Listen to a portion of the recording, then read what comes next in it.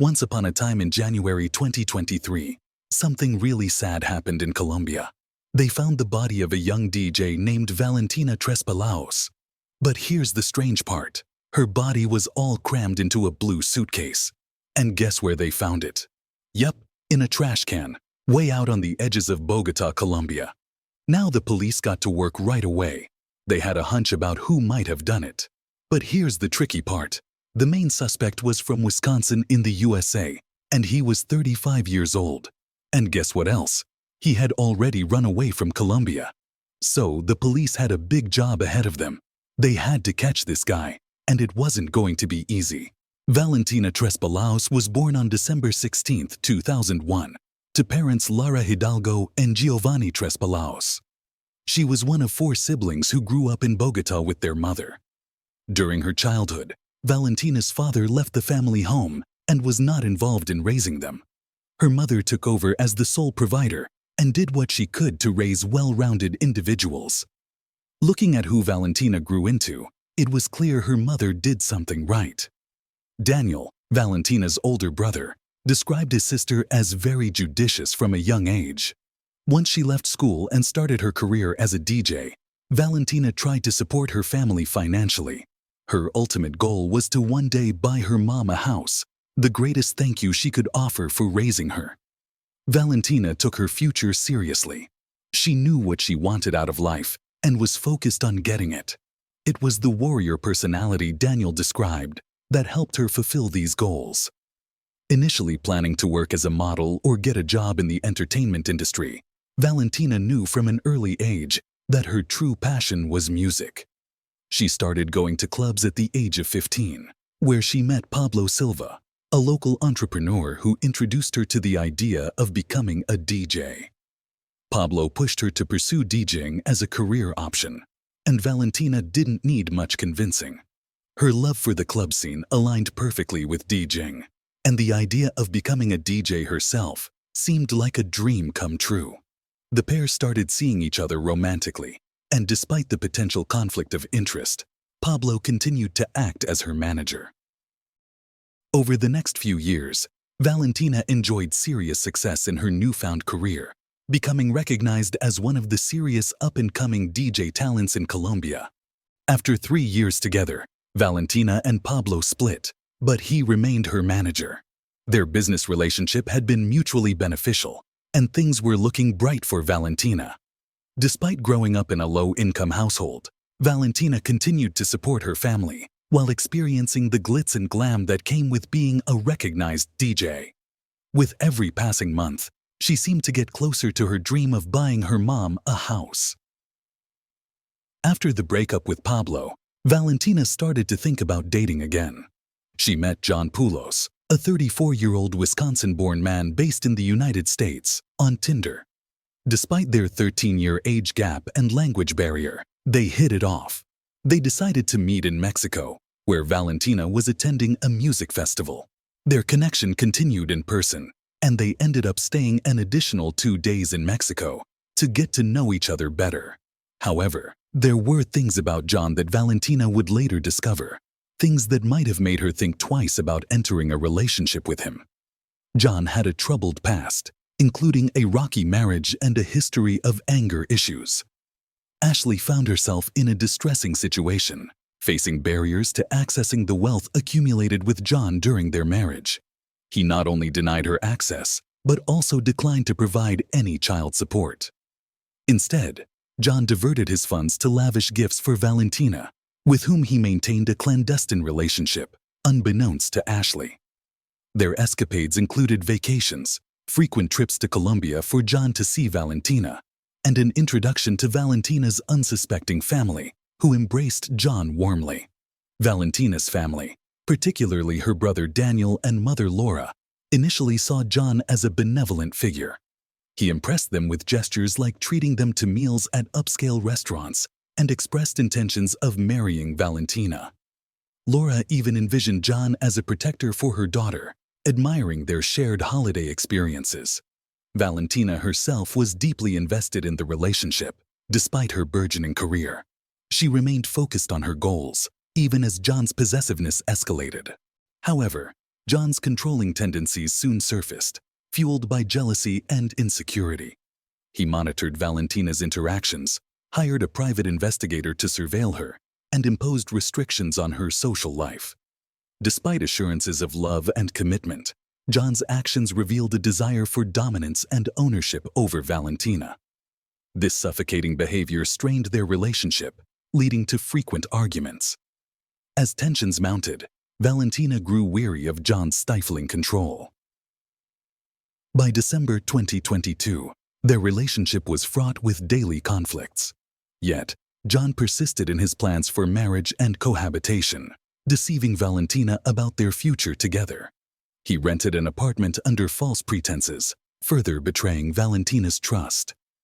In January, John visited Valentina in Colombia, ostensibly to pursue their shared dreams. They appeared to enjoy a night out together, but beneath the surface, John's manipulative intentions lingered. The following day, he helped Valentina move into the apartment he had rented, perpetuating the facade of a committed partnership. However, this charade was shattered when Valentina abruptly lost contact with her family after a routine video call with her younger brother. The ominous silence that followed marked the beginning of a harrowing ordeal, leaving Valentina's loved ones gripped by fear and uncertainty.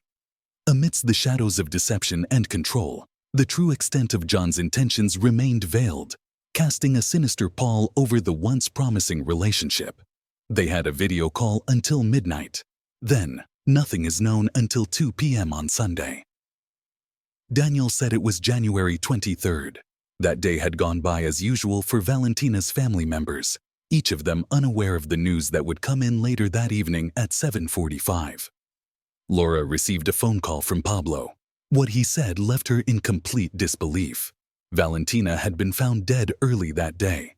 A homeless man had been rummaging through trash cans when he came across a suitcase. He tried to pull it out but found the bag was excessively heavy. He tried a few more times to get the luggage out, hoping something valuable would be inside.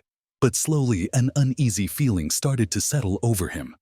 Over the next day, the pair can be seen coming and going from the apartment. When they were out at the clubs, they were seen together.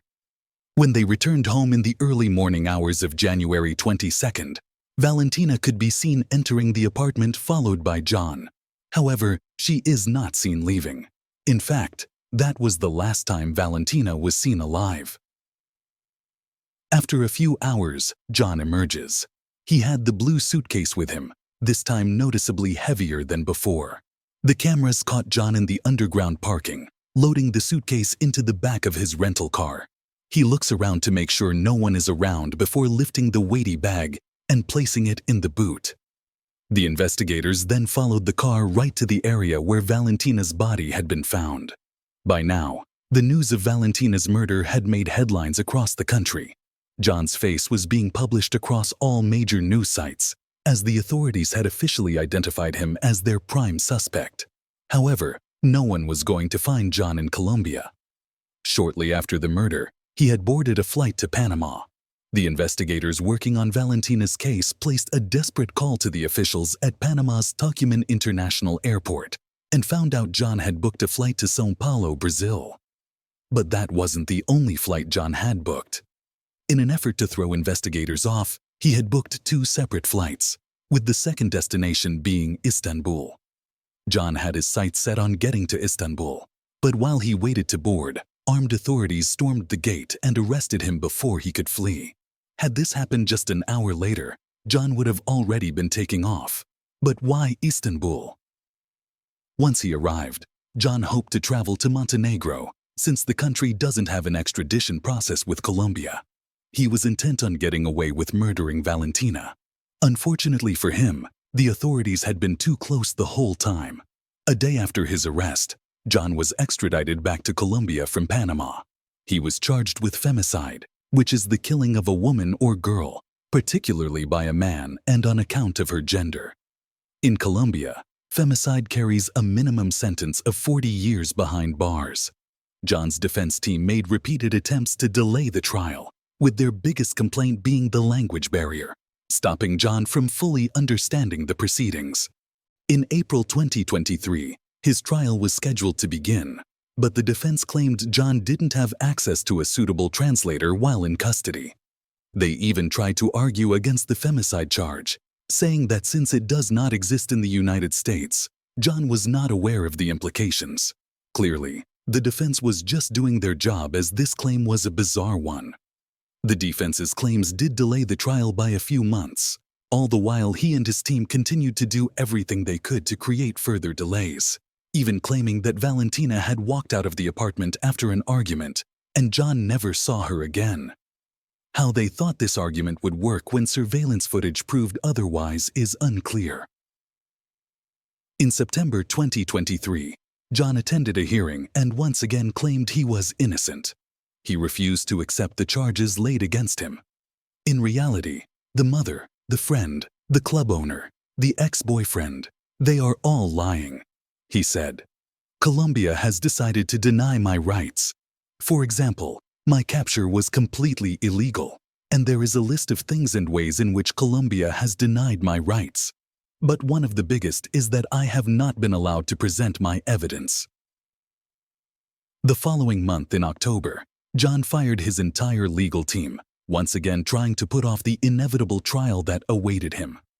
In December 2023, his trial began. It continued in January 2024, with John testifying before the court about his relationship with Valentina. "Yes, I was in love with Valentina. When we met for the first time, she seemed to have a very good energy," John said. "We had a great time together, and over time, as we got to know each other more, I realized that we had very different lives. But it seemed like we matched together very well. And yes, I was in love with her." He claimed that after they woke up late on the morning of January 21st, he and Valentina consumed a mixture of drugs and alcohol inside the apartment. "After that, all I can remember is staying in bed and sleeping. We had a good time that night, so here we are the next day, partying again. It was a lot of partying in a short time, and from then on, I don't remember exactly what happened. We both fell asleep. That's the last thing I remember." The prosecution believes something entirely different unfolded, and they have the evidence to back it up.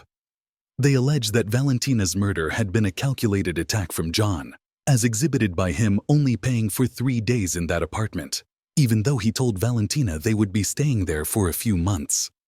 The surveillance footage spoke for itself as well, and the fact that he fled the country hours after driving to the same location where Valentina's body had been dumped all pointed to him being guilty.